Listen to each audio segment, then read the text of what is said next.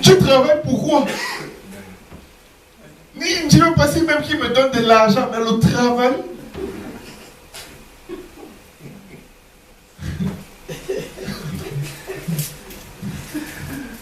Dieu a mis l'homme dans le jardin d'Éden pour le cultiver et le garder. Mais la terre allait produire de son fruit par elle-même. Il devait juste donner l'ordre. Il devait juste veiller à ce que les sillons suivent leur cours. Il n'était pas supposé cultiver. Il devait surveiller et garder. Il n'était pas supposé suer pour que la terre produise son fruit. Mais quand la terre devient maudite, il dit tu mangeras ton pain à la sueur de ton front. L'homme n'était pas supposé suer dans la volonté de Dieu. Si tu mets ta vie en ordre avec Dieu, tu ne vas pas gémir pour obtenir ce que tu te bats pour obtenir. La Bible dit qu'il donne des bénédictions à ses serviteurs quand? Pendant le sommeil, pendant que tu es calme, pendant que tu es tranquille, sans souci. Hakuna Matata.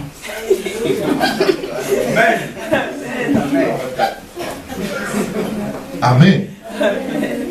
Tu es là, tu te bats, non, tu ne dois rien.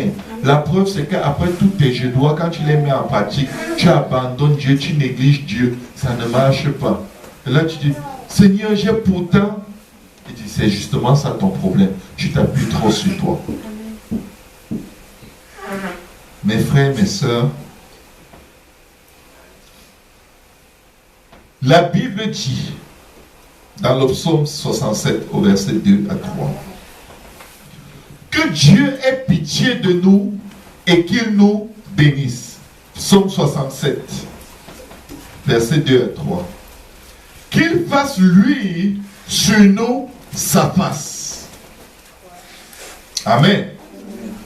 Afin que l'on connaisse sur la terre ta voie et parmi toutes les nations ton salut.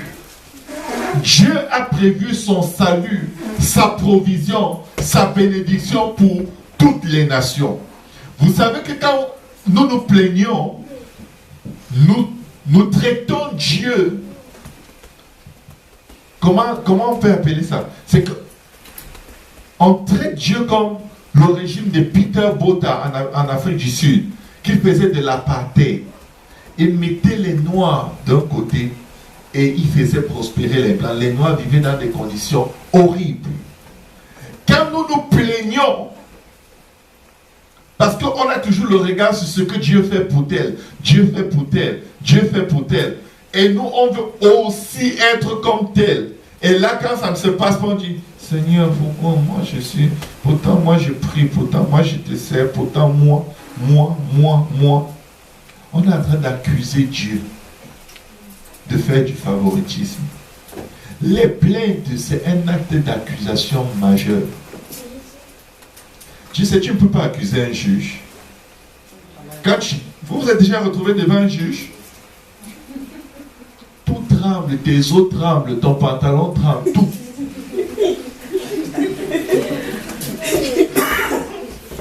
Parce que tout ce qu'il va dire là, c'est ça qu'on va faire. Il ne va pas. Tu peux avoir les meilleurs arguments du monde. Les jurés sont pour toi. Le juge dit, mettez-le en prison. Les jurés sont là pour donner, examiner des circonstances atténuantes qui peuvent atténuer la sentence que tu mérites ou alors l'annuler. Mais les jurés peuvent être tous d'accord. Le juge dit non. Vous ne m'avez pas convaincu. Mes frères, mes sœurs, méfions-nous de l'esprit de plainte. Dieu, en prévoyant le salut pour toutes les nations sur la face de la terre, a prévu les provisions pour tout ce que nous désirons. Regardez ce qui se passe quand le peuple d'Israël sort de l'Égypte. Exode 17, verset 37. Exode 12, verset 37. Pendant qu'on y arrive, je vais le lire. Les enfants d'Israël partirent de Ramsès pour Sukkot au nombre d'environ 600 000 hommes de pied, sans les enfants. Une multitude de gens de toute espèce montait avec eux. Il n'y avait pas seulement les enfants d'Israël qui sont sortis de l'Égypte. Ils sont sortis avec toutes les nations qui étaient en esclavage en Égypte. Que quelqu'un dise toutes les nations. En Égypte, il n'y a pas que les Juifs qui étaient esclaves. C'était le peuple ayant le plus grand nombre d'esclaves. Mais toutes les nations étaient aussi en esclavage en Égypte. Toutes les nations sont dans l'esclavage du péché et de la mort, sous l'emprise et l'autorité de Satan. Et quand Dieu décide de bouger en faveur de l'homme qu'il a créé, ce n'est pas l'homme blanc, ce n'est pas l'homme noir, ce n'est pas l'homme jaune, l'homme rouge ou l'homme bleu. C'est pour l'homme, l'être humain. Il sortit de l'Égypte avec une multitude de gens de toute espèce. Et avec le salut, il y avait la provision divine. Ils avaient aussi des troupeaux considérables de brebis et de bœufs. Tu te demandes de quoi est-ce qu'ils se plaignaient quand ils ont traversé la mer Rouge. Ils pouvaient manger ce qu'ils ont. Ou peut-être avaient-ils déjà mangé. Moi, je ne pense pas. Tu traverses juste une mer, tu manges tout ton troupeau en un jour. Là où ils étaient, même si c'est à cause de l'eau qu'ils se plaignaient, ils avaient la provision d'eau. Il suffisait de demander et d'attendre. Dieu ne peut pas te sauver pour te laisser crever de soif. Dieu ne peut pas te sauver pour que tu passes le restant de ta vie au chômage. Tu as besoin d'un travail, Dieu va te donner le travail. Tu as besoin d'un mari, Dieu va te donner le mari. Il n'est pas bon pour un homme de demeurer seul. Dieu l'a prévu avant même que l'homme ne pense à l'idée de se marier. Ça fait partie de ses plans pour la vie de ses enfants. C'est lui qui a créé l'idée qu'il n'est pas bon pour l'homme de demeurer seul. C'est quoi cette bataille pour avoir un mari ou une femme ou un travail ou je ne sais pas quoi? C'est quoi cette bataille? C'est la galère. Le simple fait d'avoir des soucis par rapport à ce que Dieu ne t'a pas donné, tu es déjà dans des problèmes. Parce que tu ne sais pas où ces soucis vont t'amener. Il dit, ne vous souciez pas de ce que vous mangerez, ni de quoi vous revêtirez. Si Dieu te donne la vie, à combien plus forte raison les choses de la vie? Ils avaient la provision. Amen. Ils pouvaient dire en attendant d'avoir de l'eau, on va quand même anticiper. On va tuer quelques animaux, on fait un grand barbecue et on va sacrifier un animal à Dieu, espérant qu'il va recevoir le sacrifice et faire tomber de l'eau. Mes frères, mes soeurs, parfois c'est tout ce que ça prend. Au milieu de ton désir de posséder quelque chose, parfois, tourne-toi vers ce que tu as déjà et offre-toi avec ce que tu as déjà à Dieu comme un sacrifice vivant. Tu veux que Dieu te donne quelque chose, donne à Dieu ce qu'il t'a déjà donné. Manifeste de la reconnaissance. Réveille-toi, peuple de Dieu. C'est quoi cette plainte? Je n'ai pas le travail. Je n'ai pas le... Tu n'as pas le travail. Moi, je ne veux pas avoir le travail.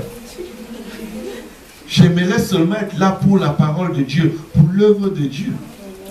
Moi, je ne veux pas occuper 80, 20, 25 ans de ma vie pour réussir à faire 400 000 $ sur la face de la terre. 25 ans. Je ne sais pas combien vous touchez là. Mais même si vous êtes à 30 $ de l'heure, pour avoir eu dans les mains 400 000, ça va vous prendre 20 ans. Vous ne saviez pas. Hein? Si tu as 10 $ de l'heure,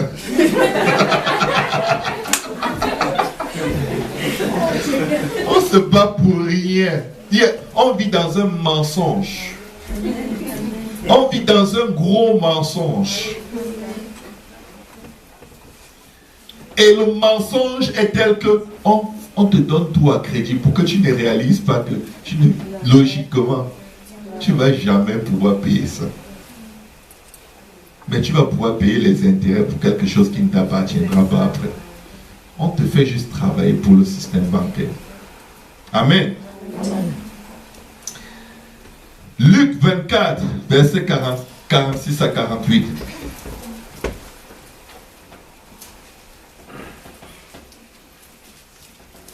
Et il leur dit, ainsi il est écrit que le Christ souffrirait et qu'il ressusciterait des morts le troisième jour et que la repentance et le pardon des péchés seraient prêchés en son nom à toutes les nations, à commencer par Jérusalem. À qui est-ce que la repentance et le pardon des péchés devaient être prêchés? Il n'a pas dit que recevoir Jésus dans mon cœur serait prêché à toutes les nations. Amen. Amen. Il n'a jamais dit ça. Amen. Qui a même inventé cette affaire? J'ai accepté le Christ. Et à la fin, il va dire, je ne te connais pas. Peut-être tu l'as accepté et il t'a refusé.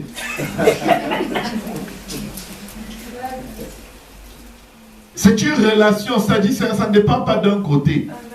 Tu décides de ta façon d'être sauvé. Mais tu es dans les troubles. Qui te sauve? Ce n'est pas toi. Et tu décides que non, moi, il sait que je suis sauvé. Ah bon? Hein? Tu t'es sauvé de quoi? Parce que moi, je sais que c'est Dieu qui peut me sauver de mes péchés. Et c'est parce que Dieu me déclare que je suis sauvé selon sa parole que je sais que je suis sauvé. Il dit que la repentance et le pardon des péchés devaient être prêchés à toutes les nations. Je ne sais pas si tu es dans une nation où on ne croit pas en ça, mais c'est que tu es dans les troubles. Parce que ta nation rejette la vérité. Amen.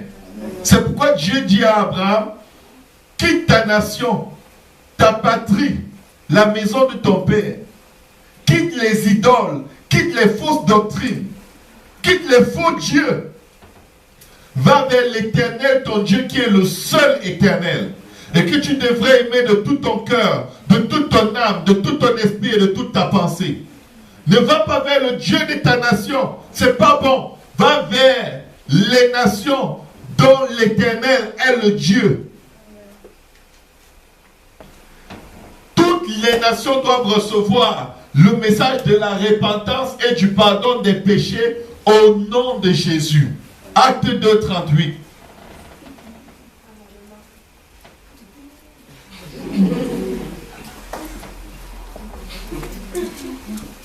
Amen. Amen.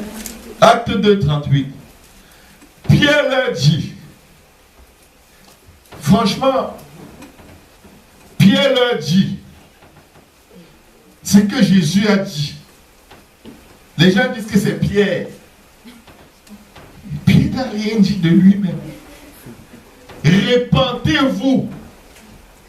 Il a dit que la repentance soit prêchée. Pierre prêche la repentance. Et que chacun de vous soit baptisé au nom de Jésus-Christ. Pourquoi? Pour le pardon des péchés. Pierre prêche le pardon des péchés. Et il dit comment recevoir le pardon des péchés. Le baptiser au nom de Jésus, pas Père, Fils, Saint-Esprit. Jésus a dit que ça doit être fait en son nom. Pour le pardon des péchés. Amen. Et vous recevrez le don du Saint-Esprit. Pierre dit ce que Jésus lui a demandé de dire. Il ne rajoute pas, il ne retranche pas.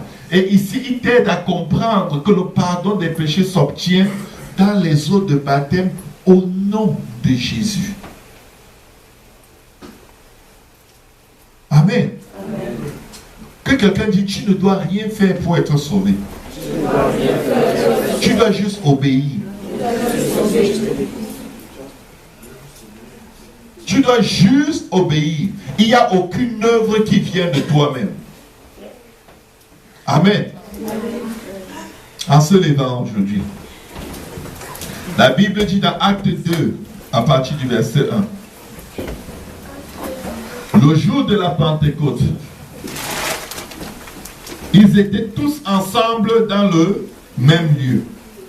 Tout à coup, il vint du ciel un bruit comme celui d'un vent impétueux et il remplit la pièce, la maison où ils étaient assis. Mais voici ce que le verset 5 nous dit. Or, il y avait à Jérusalem des Juifs, hommes pieux, d'où? De toutes les nations. Amen. Je vais vous dire, mon frère, ma soeur, il dit, de toutes les nations qui sont sous le ciel. Jésus avait dit que cet évangile devait être prêché à toutes les nations, en commençant par Jérusalem. Le jour de la Pentecôte, ils sont où? À Jérusalem. Et qui est à Jérusalem? Les hommes pieux venant d'où? De toutes les nations. C'est-à-dire le contexte est parfait. Pour te montrer à toi, mon frère et ma soeur, quand tu prêches cet évangile, ne le compromets pas. Amen. Il est clair, il est net, il est sûr. Tu ne peux pas changer ça. Tu ne peux pas dire, bon, vous, je vous comprends, vous avez votre façon de croire. Nous autres, nous croyons que... Vous, c'est qui?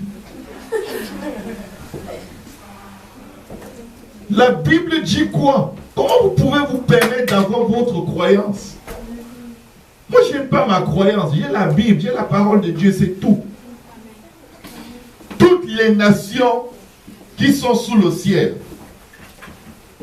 Et c'est à toutes ces nations que Pierre prêche et dit, répentez-vous, au verset 38. C'est à toutes les nations qu'il a prêché exactement ce que Jésus a demandé de prêcher. Le salut, il n'y a qu'une seule façon d'être sauvé dans la Bible. Vous n'allez pas me dire que le brigand à la croix, qu'en est-il de lui? Il n'est pas dans la nouvelle alliance. Parce que le sang de Jésus, l'agneau de Dieu qui doit être sacrifié pour le pardon des péchés, est encore vivant. Il est dans le processus du sacrifice. Il n'a pas encore versé ses péchés, son sang. Il n'est pas encore mort pour que nous ayons la vie. Et il l'a sauvé là, à la croix, selon l'ancienne alliance. Juste parce qu'il a cru. Amen. Mais il ne fera jamais partie de l'Église. L'Église est sauvée comme ça. Amen. Parce que c'est après l'effusion du Saint-Esprit que l'Église va naître. Si tu es né après l'effusion du Saint-Esprit, ce n'est que comme ça que tu peux être sauvé. Amen. Élevons nos voix vers le Seigneur. Seigneur, tu es tout puissant.